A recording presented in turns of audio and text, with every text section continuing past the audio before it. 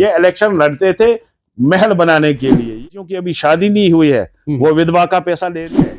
अलबत्ता थोड़ा सा टाइम और चाहिए। बिस्मिल्लाहिर्रहमानिर्रहीम। नाजरीन अस्सलाम वालेकुम।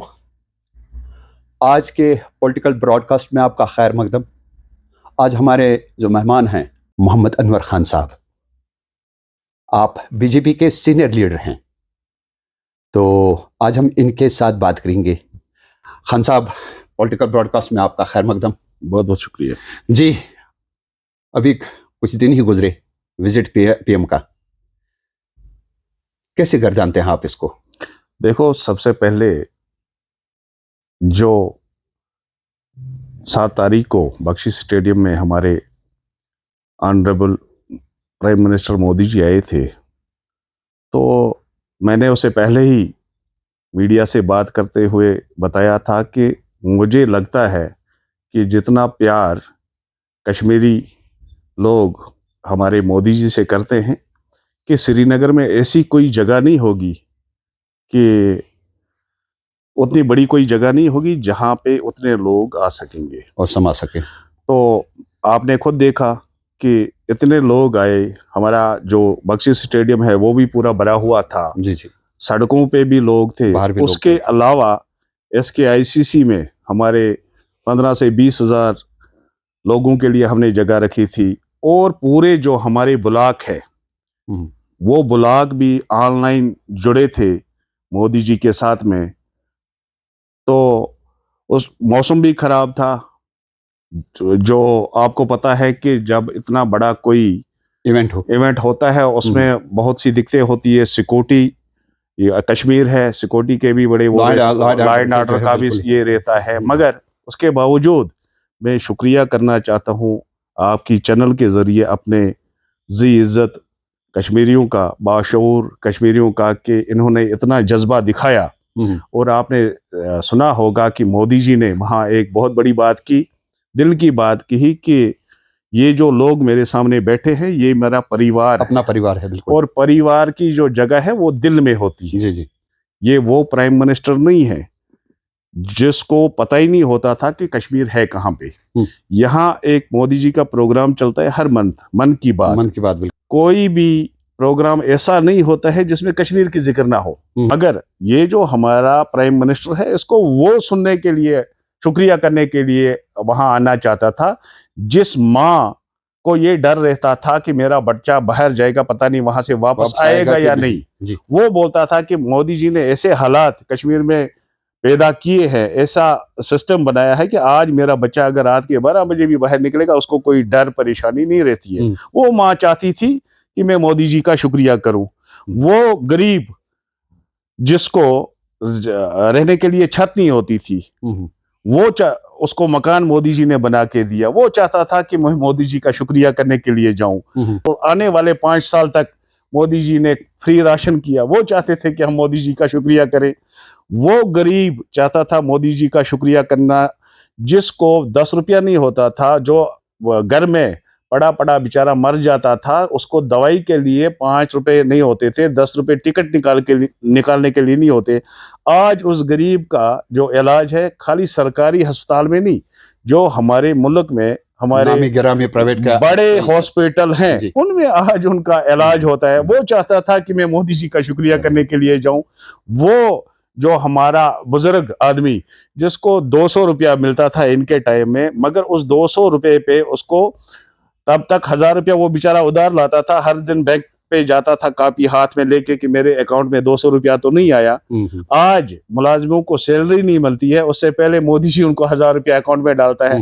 वो बुजुर्ग चाहता था कि मैं मोदी जी का शुक्रिया करने के लिए जाऊं। मैं आपको दावे के साथ कहना चाहता हूं कि जब हम फिर बैठेंगे, मुझे लगता है कि इंशाल्लाह रहमान आपको ये शिकायत नहीं मिलेगी कि किसी जगह पे अभी पानी की किल्लत रही, या किसी जगह पे अभी सड़कों की, तो मैंने बात की सड़कों की किल्लत रही। यहाँ आप देखो कि हमारा जो हाईवे है, नेशनल हाईवे जो श्रीनगर से बारामूला है, 70 साल में ये कभी नहीं आपने देखा बना हुआ। आज देखो सर्दियों के बावजूद आप देखो 24 घंटे उस पर काम चलता है। और मुझे लगता है कि जैसे ही गर्मियां शुरू होने वाली है, हमें यहाँ से अब श्रीनगर से बारामूला अगर आना होगा तो आधे घंटे का काम है।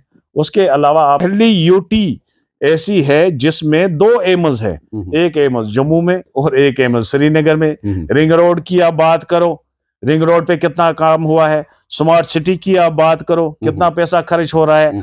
उसके बारामूला में आप देखो, बारामूला में हमारा अभी और एक बाईपास, क्योंकि बारामूला एक ऐसी जगह है जहां पे रोड वाइडनिंग अगर करेंगे तो उस गुंजाइश नहीं है। अब बाईपास आप देखो, इसके लिए हमारा बाईपास, उस पर बहुत जल्द काम शुरू होने वाला है। उसके साथ साथ में उड़ी जो हमारा रेलवे है, उस पे उसकी सर्वे मुकम्मल हो गई है, उस पे अब काम शुरू होने वाला है। और यहाँ से हमारे बारामूला से ही कुपवाड़ा हमारी अब ट्रेन जाने वाली है।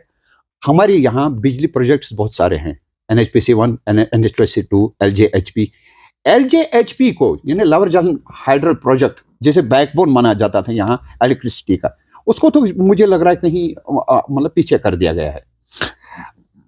ये NHPC 1, NHPC 2 बिजली यहाँ से निकलती है, क्या यहाँ के लोगों को कुछ इसका इख्तियार है कि इन्हें कुछ कंसेशन बेस्ड बिजली मिले?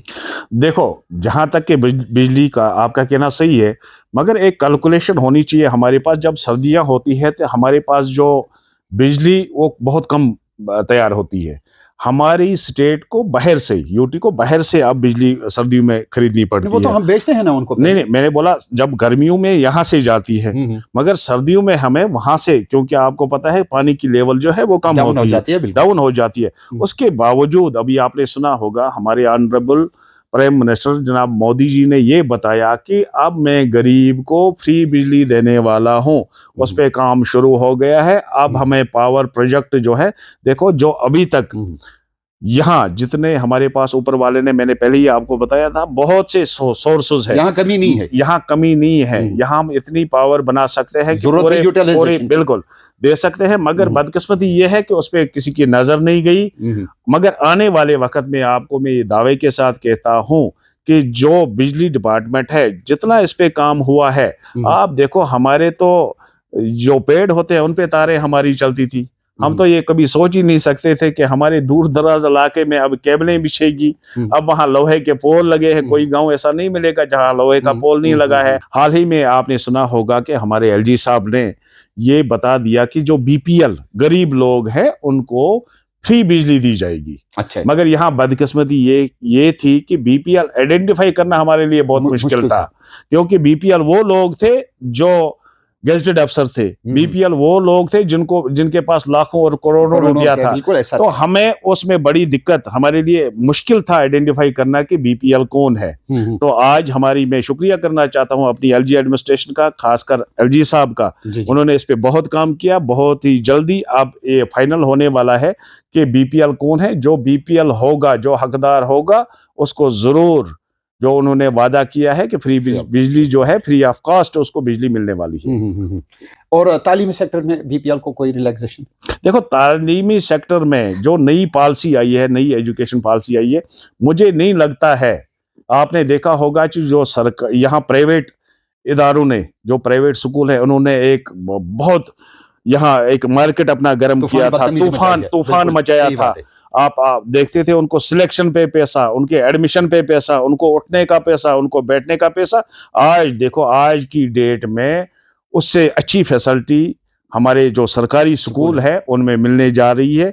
हमारे जो बच्चे हैं, मुझे नहीं लगता है कि आज वो वक्त आ गया है कि जो लोग अपने बच्चों को नहीं पढ़ा पाते थे, आज उनको हर कोई चीज, हमारी जो नई एजुकेशन पॉलिसी है उस पर फ्री मिलने वाली है। और उसमें आपने देखा होगा जो हमारे उस्ताद पढ़ाते हैं उस तरीके से छोटे बच्चे को पढ़ाते हैं कि उसको पता ना चले, उसको हंसते खेलते गाते उसको पढ़ाते हैं। मुझे अभी जो पिछले कुछ सालों से, 2-3 साल से, बहुत सा रेशियो जो हमारा है, जिन्होंने स्कूल छोड़े भी थे एजुकेशन सेक्टर में, वो वापस आ गए हैं। और मुझे उम्मीद है कि आने वाले वक्त में अब प्राइवेट की तरफ कोई जाने वाला नहीं है। इतनी फैसिलिटी हमारी गवर्नमेंट ने रखी है कि अब सब अपने बच्चों को सरकारी ही स्कूलों में पढ़ाएंगे।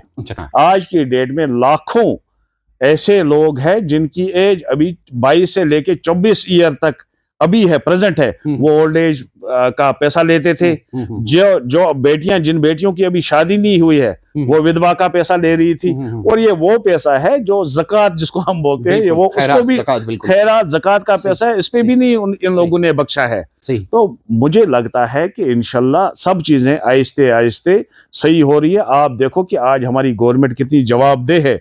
आज अगर आप कोई भी ग्रीवेंस डालते हो और तब तक गवर्नमेंट सोती नहीं है जब तक ना उस बंदे से बात करे, वो ग्रीवेंस जो है उसको इक़्तिदाम तक ना पहुंचाए। ये आपने कभी नहीं देखा था। आप देखो, आप रात के 1 बजे भी अगर ग्रीवेंस डालते हो और उसी टाइम आपके जो कंसर्न डिपार्टमेंट होगा उनको लिया जाता है, उनको पूछा जाता है। पहले आप देखो जो हमारे सरकारी मुलाजिम थे, इनका भी हाल क्या था। नहीं, ये भी तो इनका भी बड़ा बुरा हाल था। अब अभी देखो ये कितने जवाबदेह बने हैं। अभी इनको हफ्ते का, दिन में इन्होंने क्या किया, कितना काम किया, उसकी भी अब जवाबदारी है। महीने में क्या किया, कितने लोग आपके पास आए थे, क्या मसाइल लेके आए थे और कितने मसाइल आपने हल किए, उसकी भी आप जवाबदारी है। आप देखो कि किसी ऑफिस में आप जाते हो, आप आज एक गरीब को इज्जत मिलती है। आज एक इंसान को लगता है मैं भी इंसान हूँ। पहले तो उसको दरवाजे से अंदर आने नहीं देते थे, जो मेरा जैसा बेचारा गरीब होता था। मगर आज की डेट में अब अफसर को भी पता है कि ये गरीबों की हुकूमत है। वो आज गरीब अगर उसके पास जाता है, उसको इज्जत से पेश आता है, उसको समझाता है, उसका जो काम होता है वो कोशिश करता है कि जल्द से जल्द इसका काम हल हो जाए। अगर हल नहीं हुआ कि आज गरीबों का दाता ऊपर बैठा है। उजाला और उज्ज्वला एक स्कीम थी, बिल्कुल। वो स्कीम मुझे नहीं लग रहा है कि अब वो फंक्शनल है।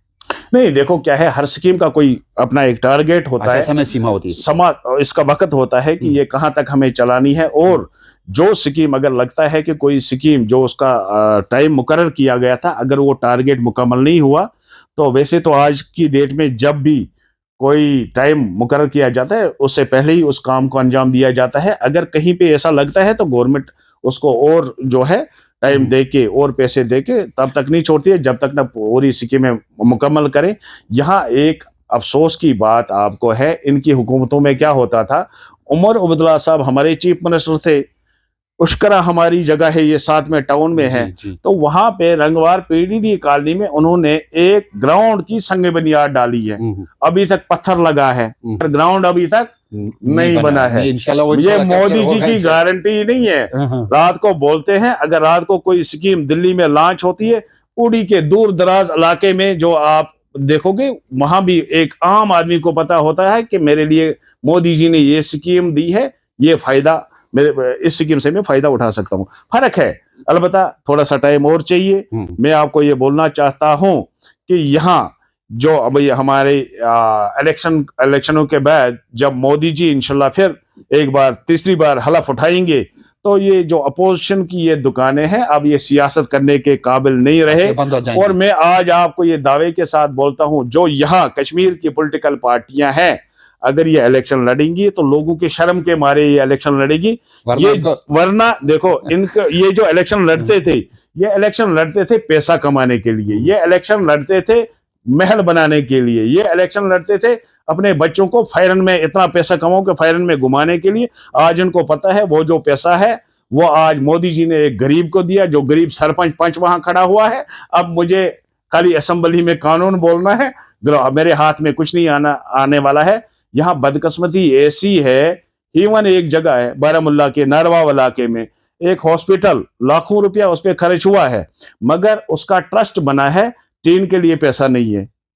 मगर जब मैंने पता किया डिपार्टमेंटों से, वो टूरिज्म ने बनाई है बिल्डिंग जी। टूरिज्म ने इसलिए बिल्डिंग बनाई है कि वहां कोई हिसाब किताब नहीं है, वहां कमीशन ज्यादा मिला था। आज की डेट में वो बिल्डिंग ऐसे पड़ी है क्योंकि अगर वो काम था R&B का, वो काम था JKPCC का। अगर 1 करोड़ में बिल्डिंग बनाई थी, अगले साल उसको और 1 करोड़ रखते, वो प्रोजेक्ट हमारा मुकम्मल हो जाता था। इनकी हालत है, इन्होंने हर साइड हमारे साथ जुल्म किया है, नाइंसाफी की है, अपने घरों के लिए इन्होंने सियासत की है। मैं आपको बोलता हूं कि अगर ये इलेक्शन लड़ेंगे तो लोगों की शर्म के वजह से लड़ेंगे, नहीं तो सियासत की इनको आप पता है कि वो चीजें नहीं मिलने वाली है जो इनको मिलती थी आज तक। खान साहब, आज का प्रोग्राम आप जो है हम यहीं पर इख्तिताम करते हैं। आपका शुक्रिया करते हैं। अगले प्रोग्राम तक। तो नाजरीन, जवाबदेह में आज हमारे मेहमान थे बीजेपी के सीनियर लीडर मोहम्मद अनवर खान साहब। इनकी राय जानी, इनकी कोशिशें और काविशें जानी। अगले प्रोग्राम तक हमें दीजिए इजाज़त। अल्लाह आपका और मेरा हामी और नासिर